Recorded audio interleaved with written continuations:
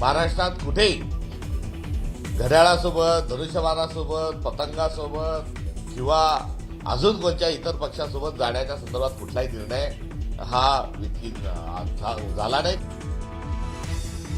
अजित पवारांच्या राष्ट्रवादीसोबत युतीची शक्यता काँग्रेसचे प्रदेशाध्यक्ष हर्षवर्धन सपकाळांनी काढली खोडून.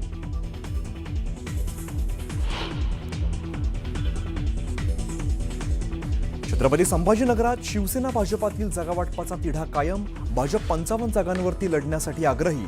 भाजपनं दिलेल्या 35 जागांचा प्रस्ताव शिवसेनेला अमान्य.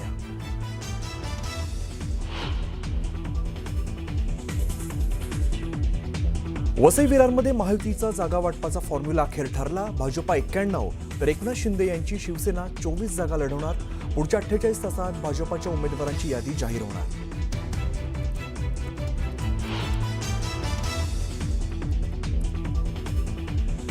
नाशिकमध्ये भाजपामध्ये आयारामांना निष्ठावंतांचा विरोध. विनायक पांडे, यतीन वाघ आणि दिनकर पाटील यांच्या पक्षप्रवेशाला विरोध करत भाजप कार्यकर्त्यांची गिरीश महाजनांसमोर घोषणाबाजी.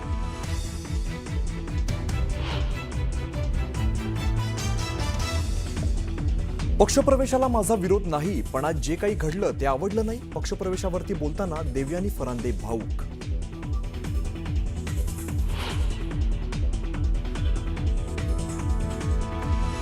पुण्यात दोन्ही राष्ट्रवादी एकत्र निवडणूक लढवण्याच्या तयारीत असताना काँग्रेसची नवी खेळी. उद्धव ठाकरेंची शिवसेना आणि वंचित सोबत आघाडी करण्याची शक्यता, सूत्रांची माहिती.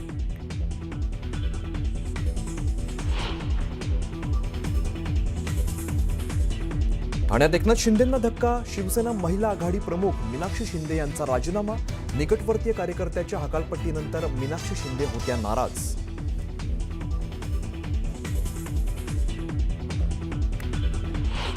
की पुण्यात भाजपकडून सन्मानजनक जागांची शिवसेनेला अपेक्षा असून भाजपकडून काही उत्तर आलं नाही तर शिवसेना योग्य निर्णय घेणार असं नीलम गोरे यांनी म्हटलेलं आहे. तशी माहिती त्यांनी एकनाथ शिंदे यांना दिलेली आहे. एकनाथ शिंदे अंतिम निर्णय घेतील. शिवसेना पुणे महापालिकेसाठी युती म्हणून बाहेर पडणार की काय असं आता एकूण दिसतंय. असा सवाल देखील उपस्थित होतोय, कारण अजूनही या संदर्भात अंतिम निर्णय होऊ शकलेला नाहीये आणि भाजपकडनं शिवसेनेला सन्मानजनक वागणूक मिळावी अशी अपेक्षा जी आहे ती नीलम गोरे यांनी व्यक्त केली. अधिक माहिती आपण जाणून घेणार आहोत. आमचे प्रतिनिधी अभिजित पोते आपल्याबरोबर आहेत. अभिजित, पुण्यातल्या युतीच्या संदर्भातली चर्चा कुठपर्यंत आली आहे? विशाल, खरं तर हा प्रश्न गेल्या अनेक दिवसांपासून सगळ्यांना पडलाय. भाजप आणि शिवसेनेच्या चर्चा या अनेकदा झाल्या, मात्र आता नीलम गोरेंनी पत्रकार परिषद घेत, ज्या शिवसेनेच्या नेत्या आहेत त्यांनी पत्रकार परिषद घेत अनेक माहित्या ज्या आहेत त्या या बैठकीतल्या दिलेल्या आहेत. आणि सगळ्यात मोठा प्रश्न नीलम गोरेंच्या पत्रकार परिषदेनंतर होतोय, खरं तर पडतोय की भाजप आणि सेनेची पुण्यात खरंच युती होणार का. त्याला कारणही तसंच आहे, कारण सन्मानजनक वागणूक दिली जाते का भाजपाकडून हा प्रश्न आहे. कारण शिवसेनेनं पहिली जी यादी इच्छुकांची दिली होती किंवा ज्या जागा मागितल्या होत्या भाजपकडे युतीसाठी त्या 35 जागा होत्या, पण भाजपकडून अनेक दिवस त्याच्यावरती उत्तर आलं नाही. त्यानंतर भाजपकडून बऱ्याच दिवसानं जे आहे ते सांगण्यात आलं की आम्ही तुम्हाला 12 जागा देऊ. त्यानंतर शिवसेनेनं सांगितलं की 12 जागांवरती आम्ही ऐकणार नाही, आम्हाला कमीत कमी 20 ते 25 जागा पाहिजे. 38 जागा आम्ही मागितल्या होत्या, 25 जागांपर्यंत आम्ही येऊ. पण भाजपनं त्यांना अंतिम 15 जागांचा प्रस्ताव जो आहे तो शिवसेनेच्या नेत्यांना दिलेला आहे, ज्यात नीलम गोरे असतील, विजय शिवतारे असतील यांना जागेचा जो आहे तो 15 जागांचा एक प्रस्ताव दिलाय. आज दुपारी शिवसेना नेत्यांसोबत भाजपचे गणेश बिडकर हे नीलम गोरेंच्या निवासस्थानी बसले होते बैठकीसाठी, पण त्याही बैठकीत जागेंचा तोडगा जो आहे तो काही निघाला नाही. आणि त्यानंतर गणेश बिडकर तातडीनं जे आहेत ते मुंबईला रवाना झालेत. मुंबईत भाजपची बैठक पार पडते. देवेंद्र फडणवीस यांच्यासोबत मुरलीधर मोहोळ, चंद्रकांत पाटील, गणेश बिडकर हे या बैठकीला आहेत. पण त्यापूर्वीच नीलम गोरेंनी पुण्यात पत्रकार परिषद घेतली आणि त्या पत्रकार परिषदमध्ये त्यांनी सांगितलं की 2 दिवस आम्ही वाट बघू, अन्यथा 20 ते 25 जागा पुण्यातल्या आम्ही लढू. युती आम्हालाही शेवटपर्यंत टिकवायची आहे. एकनाथ शिंदेंची ती इच्छा आहे, मात्र सन्मानजनक वागणूक जर नाही मिळाली मग मात्र आम्ही शेवटी निर्णय घेऊ आणि 29 तारखेला आम्ही आमच्या कार्यकर्त्यांना फॉर्म भरायला सांगू. आता या सगळ्यानंतर नेमकं शिवसेनेला पुण्यात जागा किती मिळतात, भाजप 12 जागांच्या 15 जागांच्या पुढे येतं का, किंवा शिवसेना एक पाऊल मागे जाऊन 25च्या आतल्या जागा हे आता बघणं महत्वाचं ठरेल. धन्यवाद अभिजित या सगळ्या माहितीबद्दल.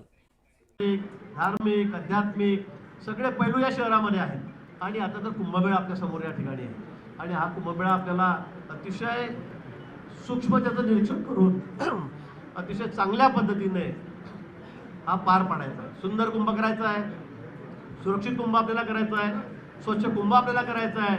आणि आम्ही सगळेजण जर एकत्रित झालो तर मला वाटतं की गेल्या वेळी सुद्धा खूप कौतुक आपल्या कुंभाचं झालं होतं, जगभर झालं होतं. आम्हाला 5 दिवस बोस्टनला त्या ठिकाणी कसा कुंभ केला, क्राऊड मॅनेजमेंट कसं केलं, त्यासाठी आम्हाला त्या ठिकाणी बोलवलं होतं मोठ्या युनिव्हर्सिटीमध्ये. आणि यावेळेला सुद्धा त्यापेक्षा अधिक चांगला, कारण गर्दी 4 पट अधिक राहणार आहे, तो कुंभमेळा आम्हाला करायचा आहे. त्यासाठी आपण जर सगळे एकत्र झालो, सगळे पक्ष सगळ्यांनी एकत्र येऊन काम केलं तर मला वाटतं हे निश्चित यश आपल्याला त्यामध्ये मिळणार आहे. आणि म्हणून मला आज आनंद होतोय की आपण सर्वांनी पक्षामध्ये या ठिकाणी प्रवेश केलेला आहे. जुन्या कार्यकर्त्यांना मी सांगणार, तुम्ही काळजी करू नका, तुम्ही अजिबात काळजी करू नका, तुमची सुद्धा काळजी आम्हाला आहे. कोणी असं समजण्याचं कारण नाही की माझ्यावर अन्याय होणार आहे, याच्यावर अन्याय होणार आहे. कालांतराने तुम्ही बघाल, काही दिवसांना तुम्ही बघाल की कोणाकोणाला न्याय मिळाला.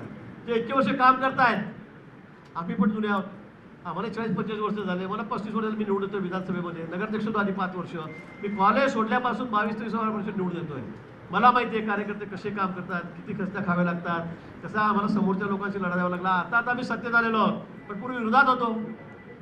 किती वेळा जेलमध्ये जावं लागलं, केसेस झालेल्या आहेत, याची आम्हाला सगळ्यांना जाणीव आहे. देवेंद्रजींना आहे, पक्षाला आहे, सगळ्यांनाच आहे, रवींद्रजींना आहे, बावनकुळेंना आहे, सगळ्यांनाच आहे. आणि म्हणून तुम्ही पुन्हा मी सांगेन की आपण काळजी करू नका. थोडाफार राग तुमच्या मनामध्ये आहे, साहजिक आहे, असणार आहे, असायलाही पाहिजे, पण तो राग सुद्धा लवकर निवळला जाईल. तुमच्यावर कुठेही अन्याय होणार नाही याची एक ग्वाही मी पुन्हा तुम्हाला या ठिकाणी देतो. कुणावर अन्याय होणार नाही. आणि म्हणून या ठिकाणी आपण सर्वांनी जुने नवे एकत्रित येऊन, आता आपण बघितलं असेल मागच्या वेळेला सुनील भाऊ परत आपल्याकडे आले, बडगुजर साहेब तर किती वर्षापासून आपल्या विरोधात होते, ते सुद्धा आपल्याकडे या ठिकाणी आले. आपण सगळे एकत्रितपणे काम करतो. कुणालाही असं वाटत नाही की मी जुना आहे का हा नवा आहे, का हा नवा आहे का मी जुना आहे. आपण सगळे एकत्रित मिळून, हा आपला पक्ष नसून हा आपला परिवार आहे, या परिवारामध्ये आपण परिवार म्हणूनच या ठिकाणी राहायचं आहे आणि काम करायचं आहे. पुन्हा पक्ष कसा वाढेल, नाशिकमध्ये आपण आपले अधिकाधिक नगरसेवक कसे निवडून आणू, या नाशिक शहरासाठी चांगल्यात चांगलं काम आपण या ठिकाणी कसं करू, हा कुंभ आपण चांगला कसा करू, यासाठी आपल्या सर्वांना प्रयत्न करायचे आहेत. त्यासाठी पुन्हा मी आलेल्या या सर्व नेत्यांचं, जे विरोधी वेगवेगळ्या पक्षामध्ये होते, त्यांचं सगळ्यांचं या ठिकाणी हार्दिक स्वागत करतो. आपण या ठिकाणी आलात पक्षांमध्ये आमच्या, त्याबद्दल सर्व मी आपले आभारही व्यक्त करतो. आणि आता मला खात्री झालेली आहे की नाशिक शहरामध्ये आता आम्हाला फार काळजी करण्याची गरज नाही. फार काळजी करायची म्हणजे तुम्ही झोपून राहा असं नाही, आपल्याला प्रचार करावा लागेल. त्याचं तुम्ही म्हणाल भाऊनी सांगितलं आता काळजी करण्याची गरज नाही, पण आता आपल्याला अधिकाधिक आपल्याला या राज्यामध्ये रेकॉर्ड करायचं आहे. राज्यामध्ये आपल्याला नाशिकमध्ये रेकॉर्ड करायचं आहे की सर्वात जास्त नगरसेवक या ठिकाणी महायुतीचे, युती असेल तर आता युतीचे प्रयत्न आपले आहेत, आपण ते करतो, पण या ठिकाणी सर्वात जास्त म्हणजे 85% वर 80% वर निकाल आपल्याला या नाशिक महापालिकेमध्ये आपल्याला द्यायचा आहे. एवढंच आव्हान आपल्याला प्रसंगी पुन्हा या ठिकाणी करतो. आलेल्या सर्व या ठिकाणी जे नेते आहेत त्यांचं सर्वांचं पक्षामध्ये या ठिकाणी स्वागत करतो. आजपासून आपण आपल्या पक्षामध्ये आलेला आहात, आपण सर्व मिळून या ठिकाणी जुने नवे मिळून पुन्हा या ठिकाणी आजपासून कामाला लागूया. निवडणुकीला सुरुवात झालेली आहे, अर्ज भरायला सुरुवात झालेली, वेळ खूप कमी आहे आणि आपण सर्वांनी एकत्रितपणे काम करून या ठिकाणी नाशिक शहराचं नाव या पूर्ण महाराष्ट्रामध्ये, इतके नगरसेवक कधी कुणाचे आले नसतील पक्षाचे, तेवढे आपल्याला आणून द्यायचे आहेत. त्यासाठी आपण सर्वांनी तयारीला लागावं, एवढंच आव्हान मी आपल्याला या प्रसंगी करतो आणि थांबतो. धन्यवाद. जय हिंद, जय महाराष्ट्र.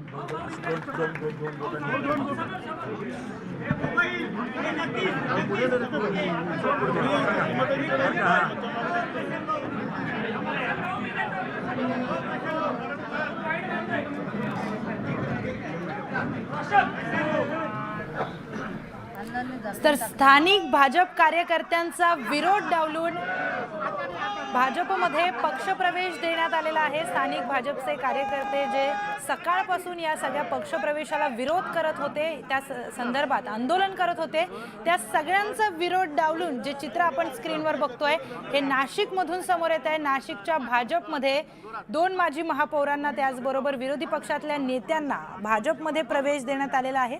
पालिका निवडणुकीच्या पार्श्वभूमीवर हे पक्षप्रवेश होत आहेत. भाजपमधलं इनकमिंग आपल्याला दिसून येत आहे, पण त्याच भाजपमध्ये अंतर्गत गटात मोठ्या प्रमाणात नाराजी दिसून येते. जे स्थानिक कार्यकर्ते आहेत, जे भाजपचे जुने कार्यकर्ते आहेत, जे भाजपचे निष्ठावान कार्यकर्ते आहेत, ते सगळे कार्यकर्ते नाराज झाल्याचं चित्र सकाळपासून आपण बघतोय आणि त्याच नाराजीमध्ये त्यांचा विरोध डावलून हे पक्षप्रवेश नाशिकमध्ये पार पडलेले आहेत. याचा कितपत परिणाम आता पालिका निवडणुकीच्या पार्श्वभूमीवर भाजपला पडेल हे पाहणं महत्त्वाचं ठरणार आहे. पण जे कार्यकर्ते भाजपचे जुने आहेत त्यांना या सगळ्या पक्षप्रवेशाला त्यांचा विरोध होता. त्याचबरोबर ज्या आमदार आहेत भाजपच्या देवयानी फरांदे यांनी सुद्धा सोशल मीडियाच्या माध्यमातून या सगळ्या पक्षप्रवेशाला विरोध दर्शवलेला होता. त्यांनी आपली नाराजी ही स्पष्टपणे बोलून दाखवलेली होती. निवडणूक प्रमुख त्यांना बनवण्यात आलेला असताना देखील त्यांची परवानगी या पक्षप्रवेशाला घेण्यात आली नाही असं देखील त्यांच्याकडून सांगण्यात आलं. त्यांची परवानगी न घेता हे पक्षप्रवेश पार पडलेले आहेत. त्यामुळे आता मोठ्या प्रमाणात भाजपच्या अंतर्गत गटामध्ये नाराजी असल्याचं चित्र दिसून येत आहे. पक्षप्रवेशाचे काही दृश्य आपण बघतोय. मंत्री गिरीश महाजन यांच्या प्रमुख उपस्थितीमध्ये नाशिकमध्ये हे सगळे पक्षप्रवेश पार पडलेले आहेत. पालिका निवडणुकीसाठी खरं तर काल जी काही युती झाली मनसे आणि शिवसेना उभाटा पक्षाची, त्या युतीच्या आनंदामध्ये नाशिकचे माजी महापौर विनायक पांडे आणि माजी महापौर यतीन वाघ हे दोघे देखील त्या आनंद उत्सवामध्ये सहभागी होते आणि तेच दोघे आज भाजपमध्ये त्यांचा पक्षप्रवेश झालेला आहे. या